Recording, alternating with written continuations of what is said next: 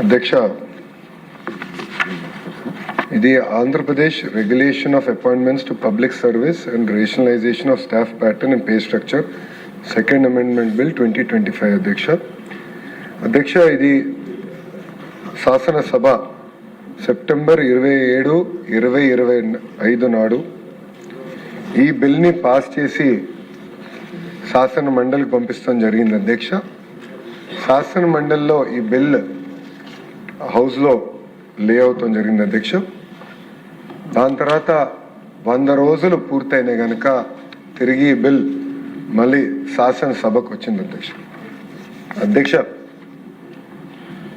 ఈ బిల్ అనేది ఒక మాట చెప్పాలంటే నాకు వెరీ పర్సనల్ ఇష్యూ. అధ్యక్ష, నేను 1983లో జన్మించాను. అంటే అన్న ఎన్టీఆర్ ముఖ్యమంత్రి అయిన తర్వాత నేను జన్మిస్తాం జరిగింది. అధ్యక్ష, అప్పటి నుంచి నేను రాజకీయాల్ని క్లోజ్గా ఫాలో అయిన వ్యక్తిని.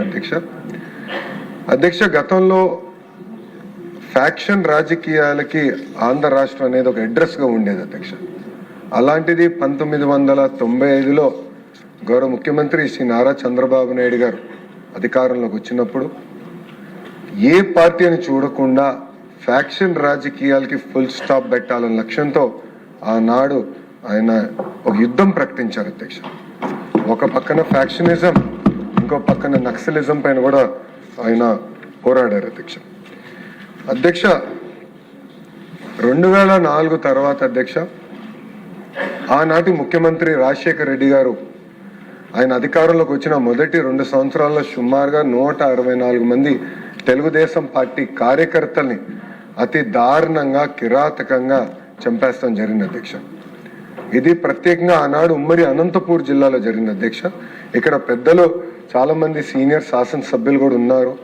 ఆనాడు బృందం వేసి వీళ్ళు వెళ్ళి అక్కడ ఒక కుటుంబాన్ని పరామర్శించడానికి వెళ్తే అధ్యక్ష, ఆ క్షణంలోనే మళ్ళీ ఇంకో ఫోన్ వచ్చి ఇంకో కుటుంబంలో కూడా హత్య జరిగింది, ఆ కుటుంబాన్ని కూడా మీరు కలవాల్సి వస్తుంది, వెళ్ళండి కలవండి అని చెప్పారు. అధ్యక్ష, అలా ఎన్నో హత్యలు జరిగినాయి. ఆనాడు చంద్రబాబు నాయుడు గారు ఫ్యాక్షన్ కుటుంబంలో అంటే ఒక హత్య జరిగింది ఫ్యాక్షన్ వల్ల, ఆ పిల్లలు తిరిగి ఫ్యాక్షన్లోకి వెళ్ళకూడని హైదరాబాద్లో ఎన్టీఆర్ మోడల్ స్కూల్ అనేది ఏర్పాటు చేశారు. అధ్యక్ష, ఆ పిల్లల్ని సొంత పిల్లల్ని చదివించే విధంగా, అంటే నాకు కూడా అంత సమయం ఆయన ఎప్పుడు కేటాయించలేదు, కానీ ఫ్యాక్షన్ దాడిలో చనిపోయిన ఎవరైతే ఉన్నారో వాళ్ళ పిల్లల్ని చదివించడానికి గౌరవ ముఖ్యమంత్రి గారు పర్సనల్ తీసుకుని ఆల్మోస్ట్ నెలకు ఒకసారి వెళ్ళి ఆ పిల్లలతో మాట్లాడి కౌన్సిలింగ్ చేసి మీరు ఫ్యాక్షన్లోకి వెళ్ళొద్దు అని చెప్తాం జరిగింది. అధ్యక్ష, భారతదేశ చరిత్రలో ఏ రాజకీయ పార్టీ ఇది చేయలేదు. అధ్యక్ష, కేవలం ఒక తెలుగుదేశం పార్టీ ఒక బాధ్యతగా అది ముందలు తీసుకెళ్ళింది. అధ్యక్ష, సో ఏ పార్టీ అయినా అవ్వచ్చు, ఏ పార్టీకి సంబంధించిన వాళ్ళు అవ్వచ్చు, కానీ ఫ్యాక్షన్ రాజకీయాలకి ఫుల్ స్టాప్ పెట్టాలి. అధ్యక్ష, ఫ్యాక్షన్ అంటే రాజకీయ హత్యలు. రాజకీయ హత్యలు ఎందుకు చేస్తారంటే ఆ ఒక కుటుంబాన్ని పెద్ద దిక్కు లేకుండా చేయాలి, ఆర్థికంగా కుటుంబాన్ని బలహీనంగా చేయాలి, అప్పుడు మొత్తం కుటుంబం రోడ్డు పైకి వస్తుంది అన్న ఆలోచనతో చేస్తారు. అధ్యక్ష 2019, 24 మధ్యలో కూడా ఇలాంటి దాడులు జరిగినాయి. అధ్యక్ష, ప్రత్యేకంగా ఒక విషయం, ఒక కేసు గౌరవ సభకి దృష్టికి తీసుకొస్తున్నా. అధ్యక్ష, ఈ వ్యక్తి బడుగు బలహీన వర్గాలకి చెందిన వ్యక్తి, ఒక బీసీ నాయకుడు, నిరంతరం గ్రామంలో ఉన్న సమస్యల గురించి పోరాడిన వ్యక్తి, అతను నమ్ముకున్న సిద్ధాంతం కోసం నిలబడిన వ్యక్తి, అహర్నిశలు ప్రజలకు అందుబాటులో ఉన్న వ్యక్తి, అధికారంలో ఏ పార్టీ ఉన్నా వాళ్ళ సమస్యలు పరిష్కరించేదానికి పోరాడిన వ్యక్తి. ఆ వ్యక్తి పేరే తోట చంద్రయ్య. 2000 అధ్యక్ష మీరు చూస్తే 2022లో జనవరి 12న అతన్ని పైన దాడి చేసి నడి వీధిలో అతన్ని పడుకోబెట్టి ఏకంగా మెడపై కత్తి పెట్టి వాళ్ళ నాయకుడు అంటే ఆనాటి పాలకులు 2019 నుంచి 24లో ఎవరైతే అధికారులు ఉన్నారో వాళ్ళ నాయకుడు ఒక్కసారి జై చెప్పు నేను వదిలేస్తానని చెప్తే లేదు నేను చెప్పాను నేను చనిపోయినా పర్వాలేదు, ఆ పసుపు జెండా నా పైన పెట్టండి అని చెప్పిన వ్యక్తి తోట చంద్ర అధ్యక్ష. ఆనాడు జై చంద్రబాబు నాయుడు, జై తెలుగుదేశం అన్నందుకు అతి కిరాతకంగా చంపేశారు అధ్యక్ష. అధ్యక్ష విజువల్స్ ఆంధ్ర రాష్ట్రంలో కాదు, భారతదేశంలో ప్రతి భారతీయుడు కూడా చూశారు అధ్యక్ష. ఆ వీడియో రికార్డు కూడా ఉంది అధ్యక్ష. వాళ్ళ అబ్బాయికి ప్రభుత్వ ఉద్యోగం కల్పించాలని మేము చర్చించాం, పార్టీ పరంగా చర్చించాం.